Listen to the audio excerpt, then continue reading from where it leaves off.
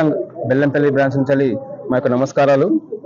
ఎన్జేసీఏ అలాగే మా ప్రియతమ నాయకుడు డాక్టర్ మర్రి రాఘవయ్య గారి పిలుపు మేరకు 8 తారీఖు నుంచి 11 తారీఖు 4 రోజులు రిలే నిరాహార దీక్షలు చేపట్టడం జరుగుతుంది. అలాగే వారు ఇచ్చిన షెడ్యూల్ ప్రకారం ఈరోజు బెల్లంపల్లి స్టేషన్ ఆవరణలో south central employees Sangh branch తరఫు నుంచి మేము రిలే నిరాహార దీక్షలు చేపడుతున్నాము.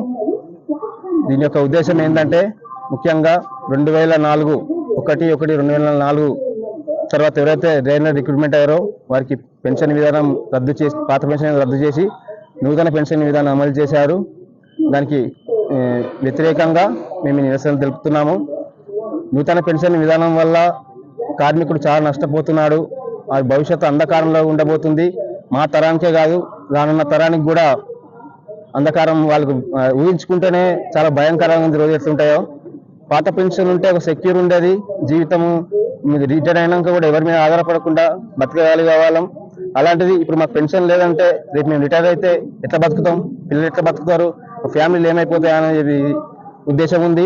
మాకు కాంట్రిబ్యూట్ అయితే ఏమంటే కాంట్రిబ్యూట్ అవుతుందో అది ఎక్కడున్నా కూడా తెలియని పరిస్థితిలో ఉన్నాం మేము.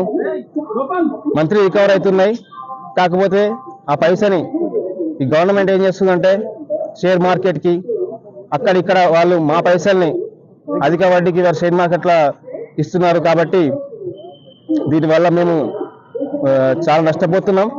దీనికి వ్యతిరేకంగా 4 రోజుల పాటు రిలే హంగర్ స్ట్రైక్ చేస్తున్నాం. దీనికి సాంఘీభావం ప్రకటించిన మా కార్మికులందరికీ మరొకసారి ధన్యవాదాలు. రైల్వే ఎంప్లాయీస్ వాళ్ళు పాత విధానం పింఛన్ విధానం కోసం రిలే నిరాహార దీక్ష చేస్తున్నారు. దానికి మద్దతుగా కాంగ్రెస్ పార్టీ తరఫున మేము బెల్లంపల్లి తరఫున మద్దతు చేయడం జరుగుతుంది.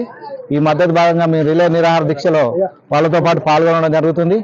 ఎన్ఎఫ్ఐఆర్ విధానం ఏంటంటే ఆ పాత విధానం కార్మికులకు పాత పింఛన్ విధానం వల్ల భవిష్యత్తులో వాళ్ళ తరాల పిల్లల మీద ఆధారపడకుండా బతకడం కోసం కార్మికులు చేసిన శ్రమను ఈరోజు బీజేపీ ప్రభుత్వం కానీ కేంద్రంలో ఉన్న పాలనా ప్రభుత్వ వ్యవస్థ కానీ నాశనం చేసింది. దాన్ని తిరిగి అమలు చేయాలని చెప్పి ఈరోజు రిలే నిరాహార దీక్ష చేస్తూ ఉన్నారు. మా కార్మికులందరూ సోదరులందరికీ నేను మరొకసారి కలిసికట్టుగా ఉండి ఈ సాధించుకోవాలని చెప్పి హక్కులను సాధించుకోవాలని మనస్ఫూర్తిగా నేను కోరుకుంటున్నాను. మరిన్ని వీడియోస్ కోసం ఛానల్ ని సబ్స్క్రైబ్ చేయండి. లేటెస్ట్ అప్డేట్స్ కోసం వాట్సాప్ ఛానల్ ని ఫాలో చేయండి. అండ్ లింక్ డిస్క్రిప్షన్ లో ఉంది.